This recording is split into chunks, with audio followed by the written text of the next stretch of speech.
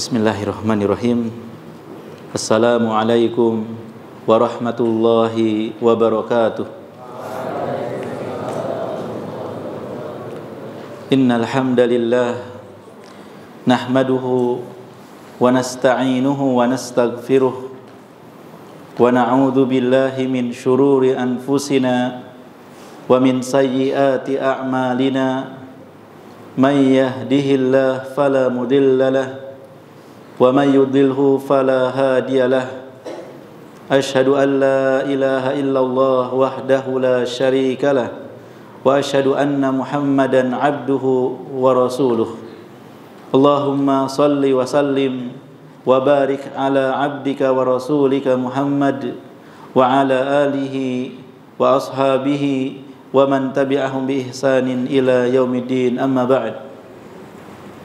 Ikhwanil kiram, kembali lagi kita berjumpa di kajian Selasa ba'da zuhur ini, membahas tentang akhlak Rasulullah sallallahu alaihi wasallam. Dan di kesempatan ini, akhlak yang akan kita kaji adalah akhlak Rasulullah sallallahu alaihi wasallam terkait orang yang sakit. Setiap kita tidak selamanya sehat. Ada kalanya Allah Subhanahu wa taala menguji dengan rasa sakit. Ya. Maka dalam Islam sangat dianjurkan, bahkan sebagian ulama mewajibkan. Tetapi yang kuat dari pendapat para ulama tersebut adalah yang mengistihab, sunnah muakkadkan, atau yang berpendapat bahwa hukumnya itu sunnah muakkadah terkait dengan hukum mengunjungi orang yang sakit tersebut. Rasulullah sallallahu alaihi wasallam bersabda, "Haqqul muslim 'alal muslim sit." Hak muslim atas muslim yang lainnya itu ada 6. Di antaranya adalah wa idza marido fa'udhu. Kalau saudaranya itu sakit, maka kunjungilah ya saudaranya yang sakit tersebut.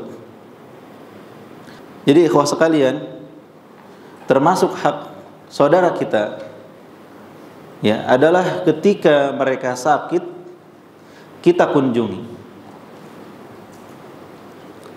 Sakit yang seperti apa? Apakah semua sakit harus kita kunjungi? Ataukah sakit yang bagaimana? Ya. Jawabannya adalah sakit yang kita kunjungi adalah sakit yang menghalangi saudara kita tersebut dari bertemu dengan manusia. Enggak bisa ke masjid untuk sholat berjamaah, enggak bisa ke tempat kerja atau ke tempat belajar, tidak bisa ketemu dengan manusia, tidak bisa menemui manusia, terhalang oleh sakitnya. Nah, karena saudara kita ini nggak bisa ketemu, maka kita yang sehat yang menghampiri. Ini ya patokan daripada sakit yang harus atau dianjurkan untuk dikunjungi. Adapun sakit yang masih bisa bertemu dengan manusia, sakit flu, tapi dia masih bisa datang ke masjid, dia masih bisa datang ke tempat belajar atau mengajar, masih bisa mencari nafkah, maka yang seperti ini tidak masuk ke dalam iyadatul marid atau mardo, tidak masuk dalam anjuran untuk dikunjungi. Akan tetapi tentunya ada kunjungan lain selain daripada kunjungan sakit. Artinya nggak mesti yang kita kunjungi itu harus sakit dulu gitu. Walaupun saudara kita sehat, tidak mengapa kita kunjungi karena Allah Subhanahu wa taala. Nah, jadi keutamanya sangat besar mengunjungi saudaranya muslim. Ya, terlebih ketika saudaranya dalam kondisi kurang sehat, sakit, yang tidak bisa bertemu dengan manusia lainnya karena rasa sakit, tersebut, ya. Dan Nabi Shallallahu Alaihi Wasallam mengunjungi para sahabat yang sakit. Bahkan kunjungan beliau itu bukan hanya untuk orang Islam saja, yang berbeda agama sekalipun di dalam Islam yang rahmatan lil alamin itu, ya, Nabi Shallallahu Alaihi Wasallam mengunjungi, tentunya dengan tujuan yang sangat baik dan mulia, ya, sebagaimana disampaikan oleh Anas bin Malik radhiyallahu anhu, kana gulamun yahudiyyun yakhdumun nabiyya sallallahu alaihi wasallam famarida fa'atahu an-nabiyyu sallallahu alaihi wasallam ya'uduhu faqa'ada 'inda ra'sihi faqala lahu aslim fanadhara ila abihi wa huwa 'indahu faqala lahu ati abal qasim sallallahu alaihi wasallam fa aslama fa kharaja an-nabiyyu sallallahu alaihi wasallam wa huwa yaqul alhamdulillahilladzi anqadhahu minan nar. Suatu ketika ada seorang anak Yahudi yang biasa bekerja membantu Nabi sallallahu alaihi wasallam jatuh sakit. Maka walaupun berbeda agama, Nabi pun sallallahu alaihi wasallam menjenguknya. Menjenguk pembantunya yang non muslim tersebut. Beliau pun duduk di sisi kepalanya lalu berkata, masuk Islam lah, masuklah Islam.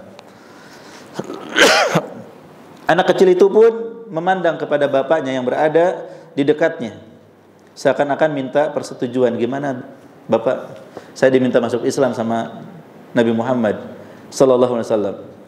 Bapaknya pun berkata, taatilah Abul Qasim, yaitu Nabi Muhammad sallallahu alaihi wasallam, untuk masuk Islam. Maka anak kecil itu pun masuk Islam. Setelah itu meninggal dunia. Maka Nabi sallallahu alaihi wasallam pun keluar sambil bersabda, segala puji bagi Allah yang telah menyelamatkan anak itu dari neraka. Ya, ini menunjukkan bahwa Nabi sallallahu alaihi wasallam mengunjungi tetangga, pembantu yang sakit walaupun beda agama. Bagaimana kalau dia beda? Kalau dia adalah satu agama dengan kita, tentu lebih utama. Ikhwah sekalian, dalam menjenguk saudara kita yang sakit tentunya harus kita perhatikan adab-adabnya juga. Ya, harus kita perhatikan adab-adabnya.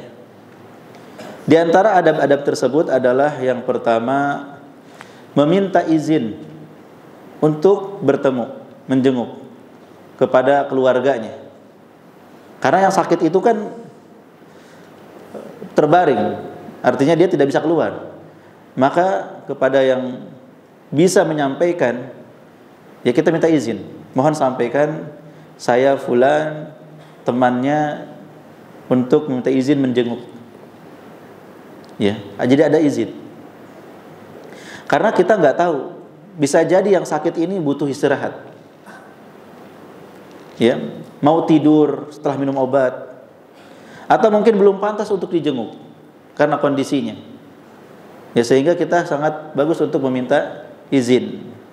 Ya, sekarang ada alat komunikasi, mungkin lewat alat komunikasi kepada orangnya jika memungkinkan, jika tidak melalui saudara atau kerabatnya. Kami ingin meminta izin untuk menjenguk. Apakah memungkinkan? Apakah bisa? Ya, sehingga keluarga yang dari yang sakit itu bisa melihat apakah pantas atau tidak. Dan di rumah sakit ada jam besuknya. Tidak bisa sembarang kita membesuk.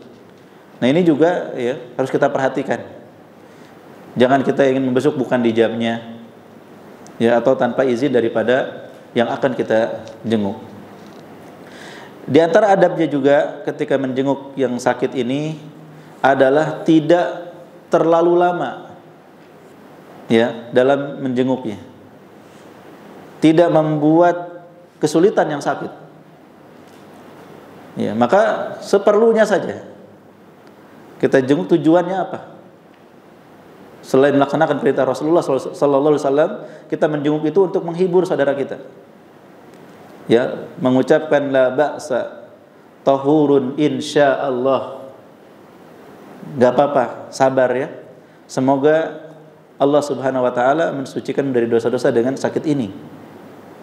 Kita doakan saudara kita, menghibur, mendoakan, memberikan semangat, ya. Ini tujuan kita. Maka setelah selesai daripada tujuan, kita kembali. Jangan kita menjenguk yang sakit dari pagi sampai sore. Ya, pas waktu makan siang minta lagi ke jatah yang sakit. Kamu nggak makan ya? Makanannya saya makan aja ya. Kamu kayaknya nggak makan nih yang sakit gitu. Iya. Lihat banyak buah-buahan. Ini boleh ya saya ambil ya? Justru kita yang menghabiskan makanan yang ada di situ gitu. Ya, merepotkan. Jadi tidak berlama-lama, secukupnya saja. Kecuali kalau yang sakit meminta kita untuk menemani. Ya, yang sakit itu bilang, tolong jangan pulang dulu, temani saya di sini. Karena terkadang ada orang sakit pengen ditemani, entah karena suatu kebutuhan atau hal yang lainnya. Maka dengan permintaan dari yang sakit tidak mengapa lebih lama. Tapi kalau nggak diminta, secukupnya segera pulang.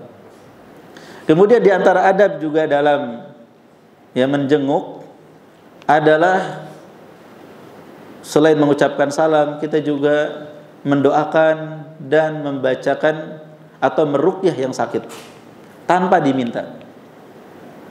Ya, tanpa diminta. Kita bacakan ayat-ayat Al-Quran, bacakan Al-Fatihah, bacakan beberapa ayat dari surat Al-Baqarah, ya, terutama ayat kursi, kemudian 2 ayat terakhir, bacakan juga muawwidhatain dan doa-doa dari Nabi SAW tanpa diminta. Ya, tanpa diminta. Langsung kita doakan yang sakit tersebut. Kemudian di antara adab yang lain juga adalah ya memberikan hal-hal yang bisa menggembirakan yang sakit tersebut. Ya, bisa berupa hadiah atau mungkin makanan atau minuman yang disukai oleh yang sakit dan memang pas. Ya, kita tahu yang sakit ini suka banget buah apel nih. Wah, saya bawain apel. Saya tahu banget nih yang sakit ini lagi pengen nikah nih. Nah, kita bawakan calonnya. Informasi maksudnya, informasi calonnya. Ini kita ada calon yang bisa untuk siap untuk ta'aruf untuk nikah nih. Nah, itu tambah semangat yang sakit. Cepat sembuh. Ya. Itu yang bujang enggak usah di kode-kode, udah mengerti ya. Masya Allah. Ya, jadi berikan hal-hal yang membuat dia gembira, bahagia gitu. Dengan kehadiran kita, ya dia bergembira. Dan termasuk kebaikan adalah idkhalus surur fi qulubil mu'minin. Dan jangan sekali-kali kita bawa kabar yang enggak enak. Ya, kabar-kabar yang enggak enak enggak usah dulu. Enggak ada manfaatnya mereka. Ya. Apalagi kabar-kabar yang membuat putus asa. Kata dokter, ini tinggal 3 hari lagi kamu meninggal. Ya. Jadi, siap-siap mati aja ya. Atau kita menakut-nakuti dengan adab. Nih, kamu bakal diadab nih. Ini belum seberapa sakit ini. Ini rasakan ini. Ya. Ini belum ada apa-apanya. Nanti di akhirat kamu akan disiksa. Nah, ini tidak boleh gitu.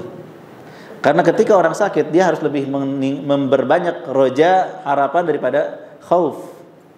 Ya, kita sampaikan bahwa insya Allah akan mengampuni dosa kita. Apalagi ini sedang sakit, dibacakan hadisnya bagi yang sakit.